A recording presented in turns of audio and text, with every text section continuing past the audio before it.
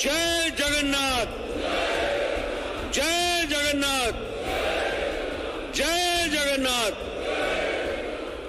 आज के कार्यक्रम में मंच पर उपस्थित भारतीय जनता पार्टी उड़ीसा प्रदेश के जुझारू अध्यक्ष सम्माननीय श्री समीर मोहंती जी, भारत सरकार में मंत्री और हमारे वरिष्ठ सहयोगी भाई धर्मेंद्र प्रधान जी, राष्ट्रीय उपाध्यक्ष श्री बैजयंत पांडा जी, हमारे पूर्व में मंत्री रहे सांसद श्री जुएल ओरांव जी, पूर्व में मंत्री रहे हमारे सांसद प्रताप चंद्र सारंगी जी, हमारे विपक्ष के नेता जय नारायण मिश्रा जी, हमारे सांसद और पूर्व अध्यक्ष सुरेश पुजारी जी, विशेश्वर टुडू जी, हमारे भारत सरकार में मंत्री संबित पात्रा जी, हमारी प्रभारी और महामंत्री बहन पुरंदेश्वरी जी, हमारे तोमर जी सह प्रभारी, हमारे राष्ट्रीय महामंत्री श्री सुनील बंसल जी, हमारे मनमोहन सामल जी, केवी सिंह देव जी, बसंत पांडा जी, मानस कुमार मोहंती जी, सुरमा पारी जी, हमारे सभी मोर्चों के प्रभारी, मोर्चों के अध्यक्ष और यहां सभी जिलों से आए हुए सभी मोर्चों के हमारे जिला कार्य समिति के सदस्य और मीडिया के मेरे साथी, प्रिंट मीडिया और इलेक्ट्रॉनिक मीडिया के मेरे साथी, मेरा ये सौभाग्य है कि मुझे आज सभी मोर्चों के जिला कार्यकारिणी के वरिष्ठ सदस्यों के साथ मिलने का सौभाग्य मिला है और मैं कल से यहां जगन्नाथ जी की धरती पर, पवित्र धरती पर आया हूं। सबसे पहले आज मुझे जगन्नाथ जी के दर्शन करने के लिए पुरी जाने का सौभाग्य मिला और साथ में जब मैं यहां आया हूं तो जगन्नाथ जी के शीश झुकाता हूं तो वहीं लिंगराज मंदिर को भी मैं शीश झुकाता हूं और साथ ही साथ ब्रह्मेश्वर मंदिर को भी मैं शीश झुकाता हूं। ऐसी पवित्र धरती पर, जो पावन धरती है, पवित्र धरती है, ऐसी धरती को मैं नमन करता हूं। साथ ही साथ यह धरती सामाजिक परिवर्तन लाने वाले हमारे वीर सपूतों की धरती है और इसलिए आज मधुसूदन दास जी को याद करना, उसी तरीके से उत्कलमणि गोपबंधु दास जी को याद करना और हमारे बख्शी जगबंधु जी, जिन्होंने आजादी की सबसे पहली लड़ाई ब्रिटिशर्स के खिलाफ लड़ी, ऐसे वीर सपूतों को मैं नमन करता हूं और नमन करके अपनी बात को प्रारंभ करता हूं। उड़ीसा बीजेपी कार्यकर्ता मानकू मोर सदर नमस्कार। मित्रों, यह धरती वीरता की धरती है, यह शौर्य की धरती है, यह साहस की धरती है, यह क्रांतिकारियों की धरती है, यह पवित्र धरती है। ऐसी धरती से प्रेरणा लेकर आज जब हम लोग यहां पर मोर्चों के सभी जिला कार्यकारिणी उपस्थित है तो मैं नवरात्रों के पवित्र समय में आप सबसे आह्वान करता हूं कि चलो हम निकल चलें और उड़ीसा में भी अब कमल खिलाए, कमल खिलाए, कमल खिलाए। मित्रों, मुझे खुशी है कि प्रधानमंत्री मोदी जी ने उड़ीसा की अस्मिता, उड़ीसा का गौरव, उड़ीसा का मान, उड़ीसा का सम्मान, इसको हमेशा आगे बढ़ाया है और आज मैं बड़े फक्र के साथ कह सकता हूं कि पहली महिला आदिवासी भारत के सर्वोच्च पद पर राष्ट्रपति बनाने का सौभाग्य भी मोदी जी के नेतृत्व में उड़ीसा को मिला है, यह उड़ीसा के लिए विशेष सम्मान, यह हमारे ट्राइबल भाई बहनों के लिए, 8 करोड़ बहनों भाइयों के लिए, देश की अस्मिता के लिए जो लगे रहे हैं, उनके लिए एक विशेष सम्मान है। और मैं अगर बात करूं तो पिछले 8 वर्षों में जो पद्मश्री, पद्म भूषण गौरवान्वित करने के लिए कला के जगत में, लिटरेचर के जगत में, साहित्य के जगत में जिस तरीके से यहां के आदिवासी भाइयों तक पद्मश्री देकर के सम्मानित किया है, यह प्रधानमंत्री जी ने उड़ीसा के गौरव का सम्मान किया है। इस बात को भी हमको याद रखना चाहिए।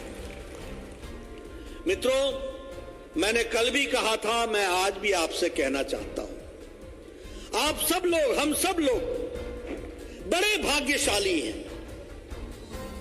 मैं भाग्यशाली से कहता हूं, 40 सालों से राजनीतिक क्षेत्र में काम कर रहा हूं। आज हमको गौरव प्राप्त होता है कि दुनिया का सबसे लोकप्रिय नेता, हमारे प्रधानमंत्री, वो भारतीय जनता पार्टी से संबंध रख करके आगे बढ़े।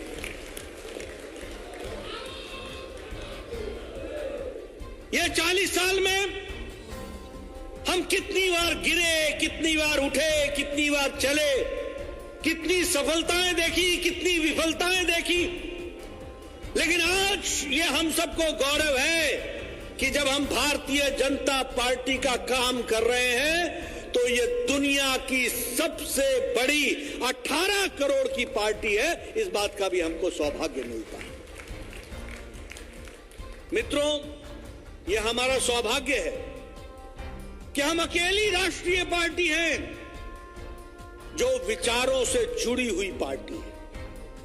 हम अकेली राष्ट्रीय पार्टी हैं जिसने जनसंघ के नाम पर 1951 में जो कहा, उसको पूरा करने के लिए 2019-20 तक इंतजार किया, लेकिन श्यामा प्रसाद मुखर्जी का बलिदान भूला नहीं।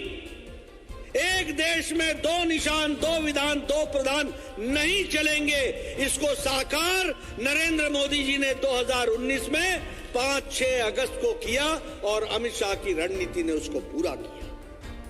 ये हमें सौभाग्य मिला है। हम राष्ट्रीय पार्टी कहते हैं। आज कोई पार्टी राष्ट्रीय पार्टी नहीं रह गई है। कांग्रेस पार्टी भी, मैंने कल भी कहा था, मैं आज भी कहता हूं, न तो ये इंडियन रह गई है, न ही ये नेशनल रह गई है, और यह अब सिर्फ भाई बहन की पार्टी रह करके सीमित हो गई,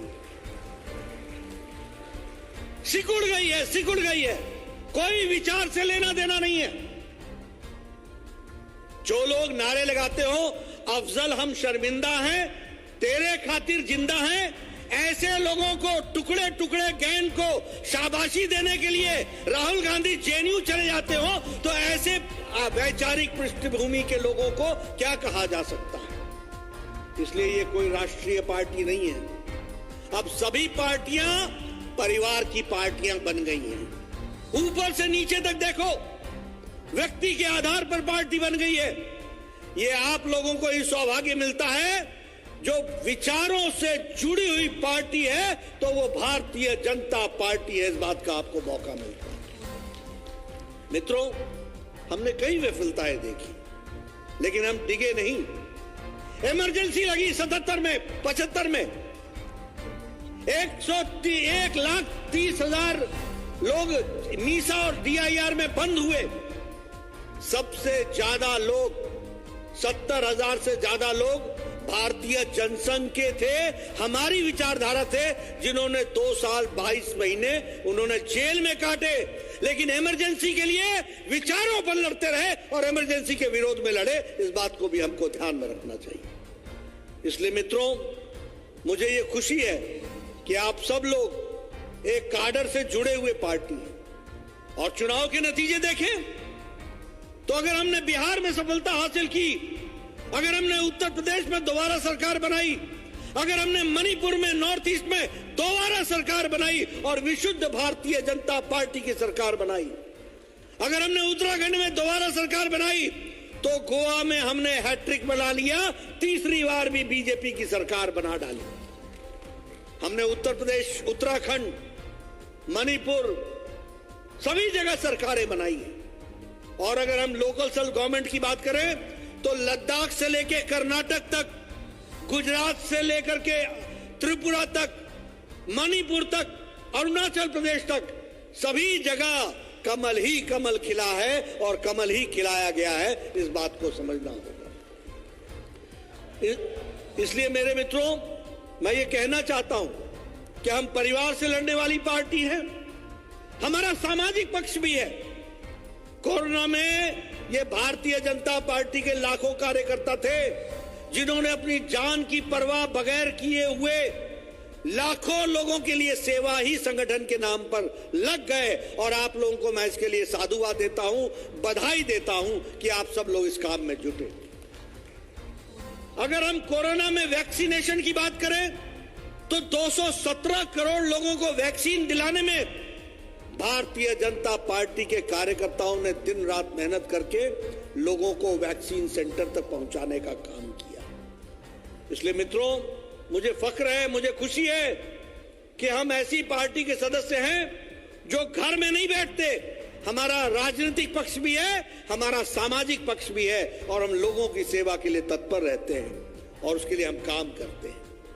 मित्रों, एक बात और मैं कहना चाहूंगा, और वो मैं ये कहना चाहूंगा कि हमारी पार्टी गांव, गरीब, वंचित, पीड़ित, शोषित, दलित, महिला, युवा, इनके लिए दिन रात काम करने वाली पार्टी है। और इसीलिए मैं चाहूंगा कि जब महिला मोर्चा अपनी योजनाओं की चर्चा करती है, तो महिलाओं को बताना चाहिए कि सौभाग्य योजना से महिला और बच्चों के लिए कितना बड़ा जीवन में सशक्तिकरण हुआ है, ताकत मिली है, उनको बताना चाहिए। स्वच्छता अभियान में अगर 12-11 करोड़ लोगों को इज्जत घर दिया जाता है, तो इससे बड़ा महिला सम्मान मोदी जी के द्वारा और कुछ नहीं हो सकता। जब 11 करोड़ बहनों को अपने दैनिक नित्य कर्म के लिए इज्जत घर मिल जाए, इससे बड़ा सम्मान कोई नहीं हो सकता। मैं महिला मोर्चा के पदाधिकारियों से कहना चाहूंगा, आप चर्चा कीजिए उज्ज्वला की, आप चर्चा कीजिए उजाला की, आप चर्चा कीजिए जनधन योजना की। 20 करोड़ बहनों को लॉकडाउन के समय, बताइए, मोदी जी ने 500-500 रुपए पहुंचाया कि नहीं पहुंचाया? पहुंचाया कि नहीं पहुंचाया? ये महिला का सशक्तिकरण किया गया, ये भी हमको याद रखना है। मित्रों, अगर मैं युवाओं की बात करूं, तो प्रधानमंत्री कौशल विकास योजना, लाखों के हिसाब से लोगों को कौशल के लिए योजना के तहत उनको कौशल विकास किया जा रहा है, उनको सर्टिफिकेट दिया जा रहा है, उनको सर्टिफाई किया जा रहा है। इसको हमको गांव-गांव तक बताना है। मुद्रा योजना, स्टार्टअप, आज दुनिया में स्टार्टअप में भारत आगे बढ़ चला है, इसको भी हमको युवाओं को बताना है। SC/ST के लिए स्कॉलरशिप को शुरू करना और स्कॉलरशिप के साथ साथ विद्यालयों को खड़ा करना, ट्राइबल भाइयों के लिए विद्यालय खड़े करना, SC भाइयों के लिए हॉस्टल्स की व्यवस्था करना, उनके स्कॉलरशिप की व्यवस्था करना, इसके लिए प्रधानमंत्री मोदी जी ने विशेष योजनाएं बनाई। मैं चाहूंगा कि हमारे मोर्चा के कार्यकर्ता इन सारी बातों को कहें। अभी धर्मेंद्र जी बता रहे थे, मैंने उड़िया में जो समझा, उन्होंने कहा कि ओबीसी मोर्चा को, ओबीसी को संवैधानिक स्टेटस दिया तो वो प्रधानमंत्री मोदी जी ने दिया है। इस बात को याद रखना चाहिए। क्यों कोई पार्टी नहीं कर पाई, क्यों कोई नेता नहीं कर पाया, क्यों मनमोहन सिंह नहीं कर पाए? क्या कारण था? नीयत साफ नहीं थी। मोदी जी की नीयत साफ है, ओबीसी का भला करना हमारा कर्तव्य है, इसलिए संवैधानिक दर्जा देकर के उनको भी मुख्य धारा में शामिल किया। अगर मैं माइनॉरिटी मोर्चा की बात करूं, सुप्रीम कोर्ट ने कहा था कि मुस्लिम महिलाओं के साथ अत्याचार हो रहा है, ट्रिपल तलाक समाप्त होना चाहिए। किसी में हिम्मत नहीं थी। अंधेरे की जीवन व्यतीत कर रही थी हमारी मुस्लिम महिलाएं। प्रधानमंत्री मोदी जी ने संविधान में परिवर्तन करके और संसद में परिवर्तन ला करके, अमेंडमेंट ला करके ट्रिपल तलाक को सदा सदा के लिए समाप्त कर दिया और मुस्लिम महिलाओं को आजाद कर दिया। उनको आजादी दी है, उनको ताकत दी है, उनका सशक्तिकरण किया गया है। और उसी तरीके से किसान की बात करें, प्रधानमंत्री किसान सम्मान निधि 11 किश्तों में 1,40,000 करोड़ रुपए उनको पहुंचाया गया है। उसी तरीके से each drop more crop, neem coated urea, soil health card, हर तरीके से किसानों के विकास के लिए तत्पर होकर के प्रधानमंत्री जी ने सोचा है और काम किया है।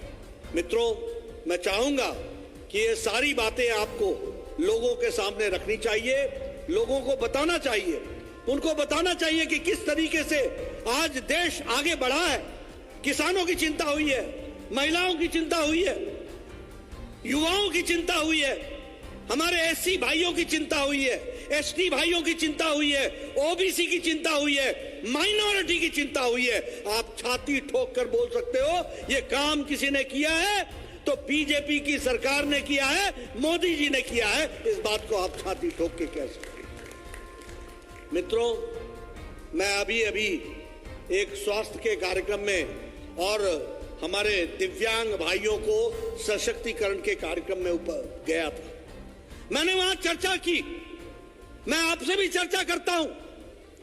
ये जो आप आज यहां बैठे हो ना, मुंह पर किसी के मास्क नहीं है और बड़े नजदीक बैठे हो, ये मोदी जी ने आपको 217 करोड़ लोगों को टीकाकरण करके, डबल डोज देके, बूस्टर लगा करके सुरक्षा कवच पहना रखा है।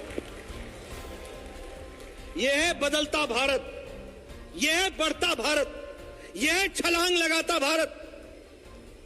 और हमने किसी से दवा नहीं मांगी।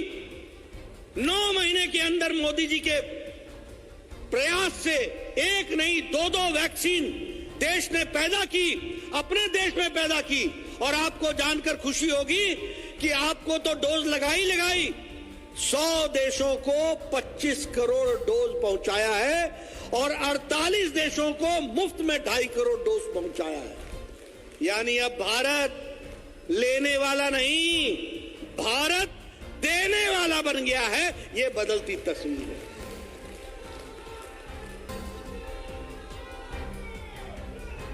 आप युवाओं की बात करते हैं, मैं आपको बताना चाहता हूं, कौन सा ऐसा देश है जिसने यूक्रेन से अपने नौजवानों को वापस लाने के लिए कोई काम किया?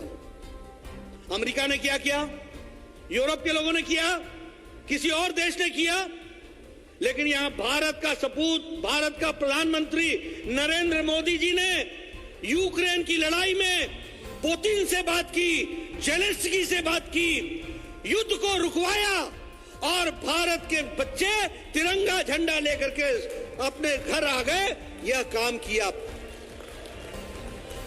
और 1 नहीं 2 नहीं 22,000 बच्चे वापस भारत आए।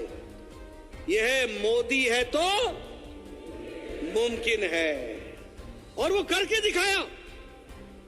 सारी डिफेंस मिनिस्ट्री लगाई, सारी एक्सटर्नल अफेयर्स मिनिस्ट्री लगाई, लोगों को वीजा दिया और तो और छोड़िए, दूसरे देश के भी हमारे नौजवान भारत का तिरंगा पकड़ करके वो भी तार गए और वो भी बच करके आ गए। ये हमको समझना चाहिए।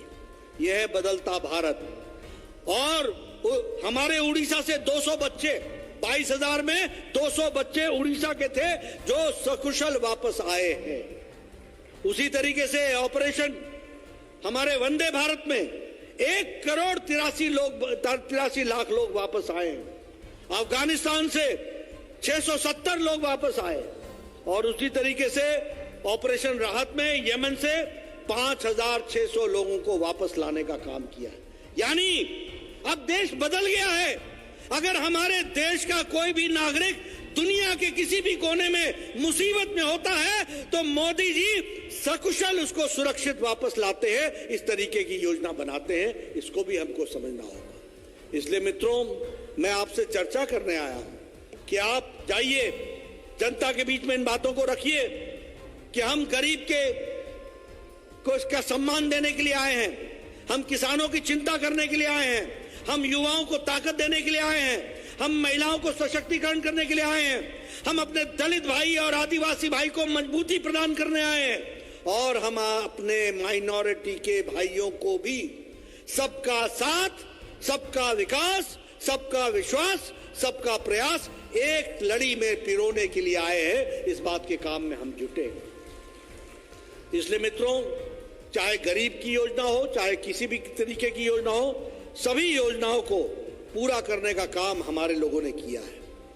अगर मैं विकास की बात करूं तो एक लंबी लिस्ट है जिसके बारे में अगर मैं चर्चा करूं तो मैं कह सकता हूं कि जल जीवन मिशन में ही हमारे यहां 43 लाख ऐसे घर हैं उड़ीसा में जिनको मोदी जी टैप वाटर से, पानी से, टैप से, नल से जोड़ने का काम कर रहे हैं। स्वच्छ भारत में 72 लाख लोगों को इज्जत घर देने का काम किया है। उज्ज्वला में 51 लाख बहनों को सिलेंडर और गैस का चूल्हा देने का काम किया है। और उसी तरीके से किसान सम्मान निधि में 40,80,000 लोगों को हम लोगों ने किसान सम्मान निधि से अपने आप को जोड़ने का काम किया है। और अगर मैं डेवलपमेंट की बात करूं तो मैं यहां कह सकता हूं कि एक नहीं, उड़ीसा में मोदी जी ने पिछले 8 साल में 6 मेडिकल कॉलेज खोले, 6 मेडिकल कॉलेज खोले। एक all India institute of medical sciences Atal ji ने भुवनेश्वर में दिया था। उसके बाद जगन्नाथपुरी में मेडिकल कॉलेज देने का काम हमारी सरकार मोदी जी ने किया है। और इसी तरीके से विकास की एक नई कहानी लिखी गई है। मित्रों, मैं चाहूंगा कि आप सब लोग अपने अपने गांव में जाएंगे, जब अपने अपने इलाके में जाएंगे, ये सारी बातें आपको ऊपर से नीचे तक लोगों को बतानी है, समझानी है, बताना है उनको कि किस तरीके से मोदी जी के नेतृत्व में देश आगे बढ़ रहा है। और इसके साथ साथ यह भी लोगों से आशा करनी है, आशा जगानी है कि अब यहां भी डबल इंजन की सरकार होनी चाहिए। ऊपर मोदी तो नीचे भी बीजेपी, ऊपर कमल तो नीचे भी कमल। इसके लिए हमको काम करना होगा। और आप जो हमारे सभी फ्रंटल ऑर्गेनाइजेशन हैं, आप लोगों का काम है नए कार्यकर्ताओं को जोड़ना, नए कार्यकर्ताओं को ताकत देना, उनको पार्टी के फोल्ड में लाना और उनको पार्टी के फोल्ड में ला करके काम में जोड़ना। यह आपका और हमारा कर्तव्य है। इसके साथ साथ मैं एक बात और कहूंगा। प्रधानमंत्री मोदी जी ने इस बार लाल किले के प्राचीर से इस बात का आह्वान किया, 5 प्रण का आह्वान किया। उन्होंने कहा अगले 25 साल आप लोगों के हैं, अगले 25 साल हमारे हैं। अगले 25 साल में हमने भारत को विकसित भारत बनाना है और बीजेपी का एक एक सिपाही अपना तन मन लगा करके पूरी ताकत से इस काम को पूरा करेगा। इतना ही नहीं, इसके साथ साथ हमें गुलामी की जंजीरों से निकल जाना है। अगर राजपथ कर्तव्य पथ हो सकता है, अगर रेस कोर्स लोक कल्याण मार्ग हो सकता है, तो उड़ीसा भी प्रधान कार्यकर्ता के लिए स्वयंसेवक हो सकता है। उसके लिए हमको